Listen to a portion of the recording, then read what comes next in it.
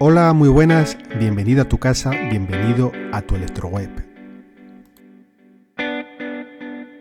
Hoy nos adentraremos en el bloque 3 del curso en línea de QGIS, el cual aborda las capas vectoriales 2.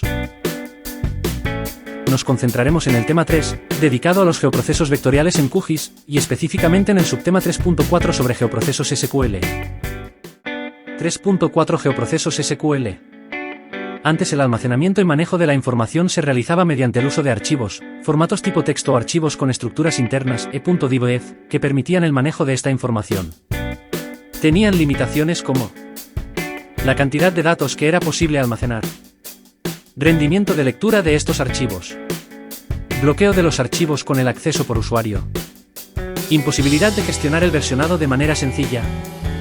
Actualmente se utilizan potentes bases de datos que contienen no solo los datos propios, sino que puede almacenar consultas sobre estos datos, vistas, informes. Estas bases de datos se manejan mediante sistemas gestores de bases de datos, ESGBD. Uno de los tipos más habituales es la base de datos es el relacional, un conjunto de tablas, similares a las tablas de una hoja de cálculo, formadas por filas, registros, y columnas, campos. Los registros representan cada uno de los objetos descritos en la tabla y los campos los atributos, variables de cualquier tipo, de los objetos. En el modelo relacional de base de datos, las tablas comparten algún campo entre ellas.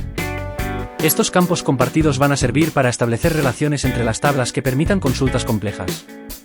Los sistemas gestores de bases de datos relacionales capaces de almacenar datos geográficos que están disponibles hoy en día, siguen el estándar del OGC Simple Feature Access, SQL Apps, que define un tipo de datos denominado Geometry, con los subtipos Point, Curve, Line String, Surface, Polygon, Polyed Surface, Geom Collection, Multicurve, Multiline String, Multisurface, Multipolygon y Multipoint.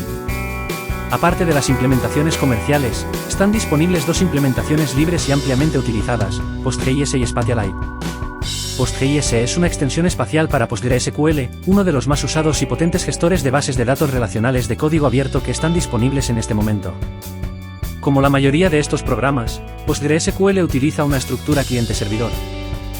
Spatialite es una extensión espacial para SQLite, un gestor de bases de datos relacionales que no utiliza una estructura cliente-servidor, como es habitual, sino que consiste en una biblioteca de software que permite la manipulación de bases de datos contenidas simplemente en un fichero con capacidad de almacenamiento de hasta 2 TB.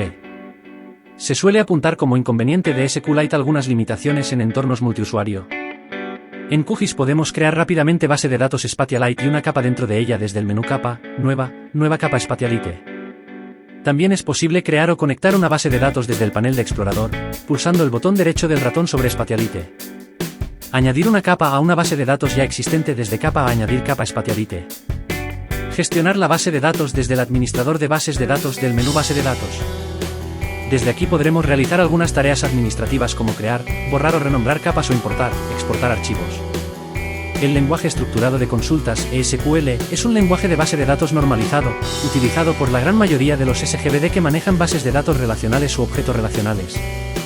Con este lenguaje se pueden definir y crear una base de datos, create table, insertar, borrar o modificar datos e insert, delete, update. Se pueden realizar consultas de datos seleccionados de acuerdo a criterios complejos que involucran diversas tablas relacionadas por un campo común, select, e incluso operaciones geoespaciales con funciones de la propia base de datos. Por ejemplo, para realizar un buffer podemos utilizar la función st-buffer que tiene como parámetros la geometría y una distancia, st-buffer geometry, dist. En la siguiente tabla podemos ver la sintaxis de otros geoprocesos de la base de datos. El administrador de bases de datos en este ejemplo se muestra la cadena SQL, Structure Query Language, para ejecutar una operación geoespacial que permite seleccionar las parcelas afectadas por un incendio. La información está contenida en una base de datos Spatialite a la que podemos acceder desde base de datos, administrador de BBDD. El proceso es el siguiente. 1. Tomamos la capa de incendios, creamos un buffer hacia adentro de -10 metros con la instrucción st-buffer y guardamos esa geometría como geom. Además incorporamos campo n-egif y guardamos todo en una nueva variable inbuf que se corresponde con el perímetro retranqueado.